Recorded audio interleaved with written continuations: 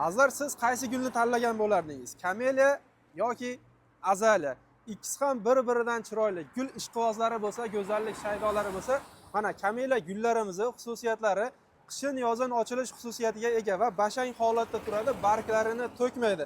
Mana hozir oktyabr oyida turibmiz, g'unchalari endi ochilishga tayyorlanmoqda. Ya'ni oktyabr oyining oxiriga borib chaman ochiladi. Va bu yerda azaliya gullarimizga keladigan bo'lsak, O'zbekistonda yangilik hisoblanadi.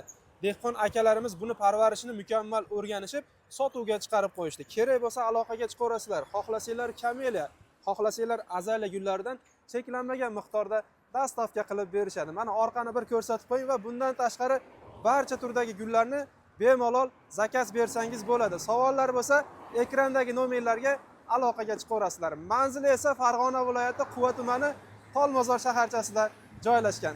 Salomat bo'lasizlar.